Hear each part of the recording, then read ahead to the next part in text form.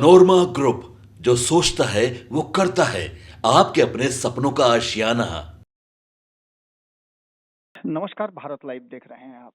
पिछले एक सप्ताह में बिहार और देश की राजनीति में एक बार फिर से एक नई चर्चा शुरू हो गई है और यह चर्चा आज से कुछ वर्षों पहले यानी 1 से 2 दशक पूर्व की बात अगर करें तो खूब होती थी।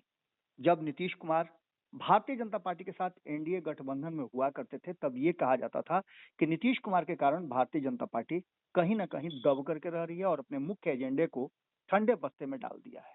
लेकिन पिछले 10 सालों में आपने देखा होगा कि भारतीय जनता पार्टी जब अपने दम पर केंद्र में सत्ता में स्थापित हुई है, तो उसने अपने कई एजेंडों को लागू किया है।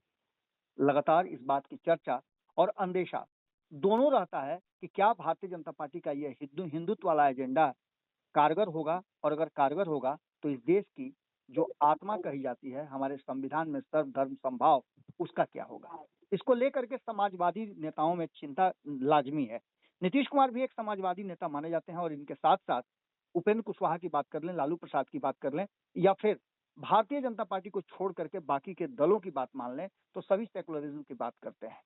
एक बार फिर से ये चर्चा क्यों छिड़ी है, हम आपको बताते हैं। गिरिराज सिंह ने एक ऐसा बयान दिया है और एक ऐसी यात्रा शुरू करने जा रहे हैं जिसमें कहा यह जा रहा है कि वो हिंदुओं को एकजुट करने की कोशिश में लगे हुए हैं।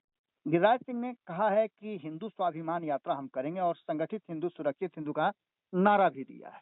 तो क्या 80% हिंदू समाज, 20% अन्य समाज के लोगों से भयाक्रांत है, या फिर 10 साल में नरेंद्र मोदी की सरकार ने कुछ नहीं किया है। हालांकि बड़ा ही कठिन होगा जिस व्यक्ति से हम आपको आपकी बात कराएंगे और जिनसे हम कई सवाल पूछेंगे, क्योंकि वो उसी गठबंधन का हिस्सा हैं जिसमें भारतीय जनता पार्टी लीड कर रही है।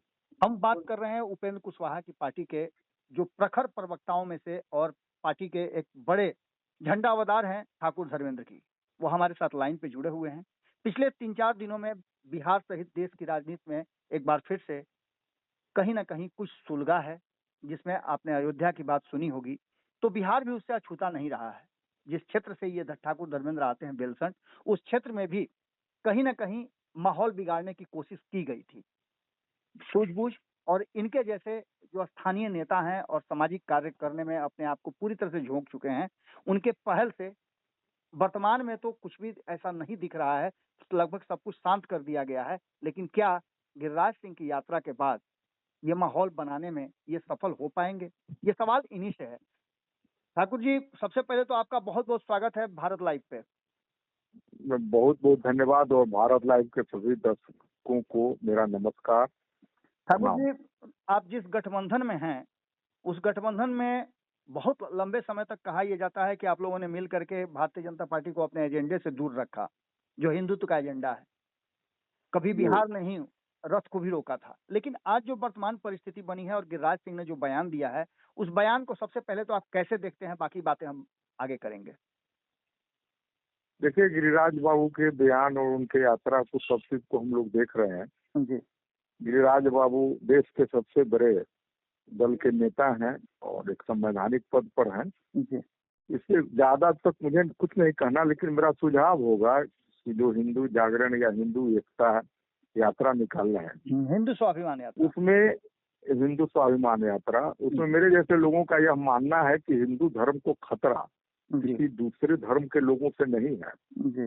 जो हिंदू धर्म के लोग हैं, उच्छृंखल लोग, जैसे मैं उदाहरण के तौर पर आपके चैनल के माध्यम से बड़ी अदब के साथ अमन पसंद तमाम लोग और सनातनियों से पूछूंगा, ये जो गाना बजता है अश्लील गाना, हम उदाहरण स्वरूप बताना चाहेंगे कि जब सावन के महीना में हम लोग भक्ति में लीन होते हैं तो हर हर महादेव बोल बम करने का तो अब कंठ में आवाज है नहीं, तो गाना बजाते हैं टेप में कि हमसे भंगिया पिसाई न ये गणेश के पप्पा नैहर जात बानी। क्या ये गाना को गाने वाले लोग और बजाने वाले लोग किसी दूसरे धर्म में रहते तो उनको सर कत्लेआम कर दिया जाता।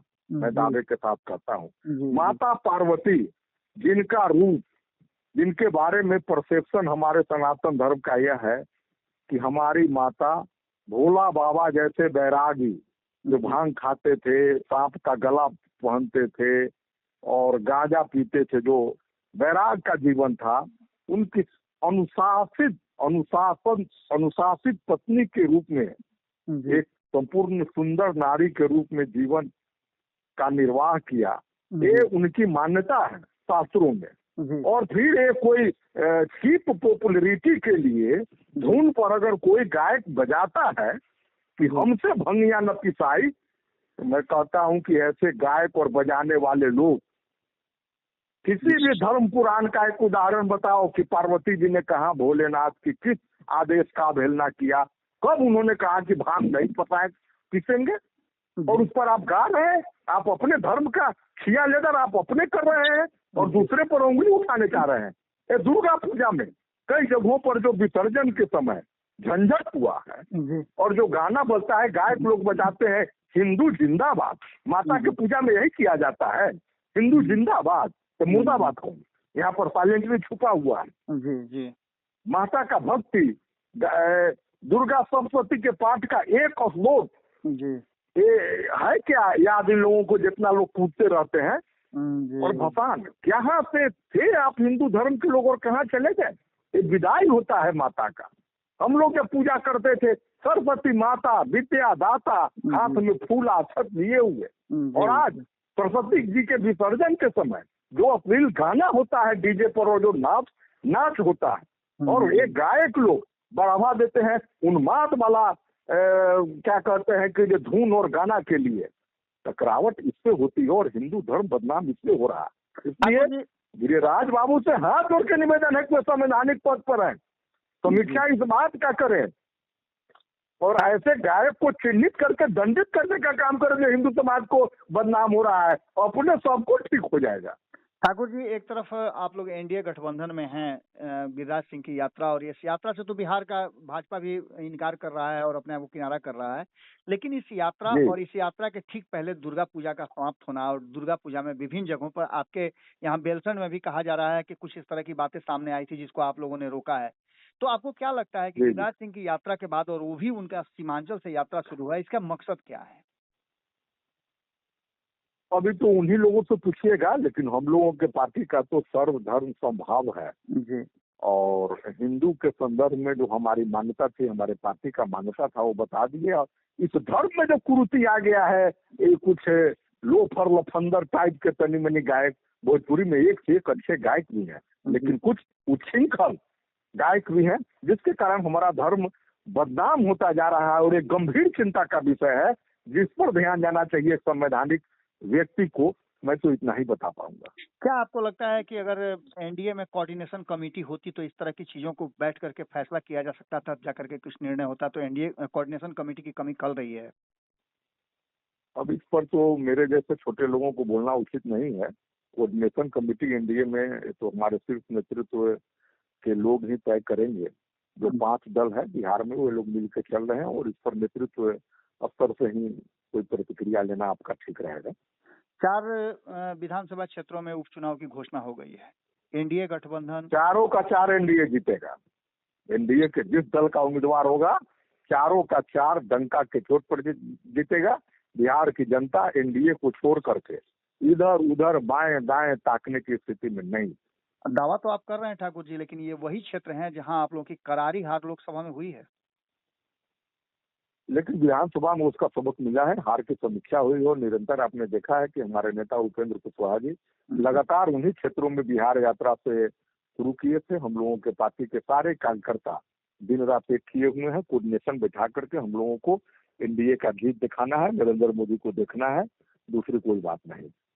चलिए, बहुत बहुत धन्यवाद आपका। पनोरमा ग्रुप, जो सोचता है वो करता है। अगर ये वीडियो पसंद आई और वह बिहार के राजनीति और बिहारियत से सरोकार रखेनी तो सब्सक्राइब बटन दबा के चैनल के सब्सक्राइब कर ली। ओजे एगो घंटी बा, ओकरा बटन दबा देला से कुल सटीक और मारक खबर रुआ मुफ्त में मिल जाई। अगर रुआ पत्रकारिता के हमनी के नया प्रयोग में सहयोग कर चाहतानी तो ज्वाइन बटन दबा दी। पेटीएम नंबर नोट कर ली 9386816700। धन्यवाद।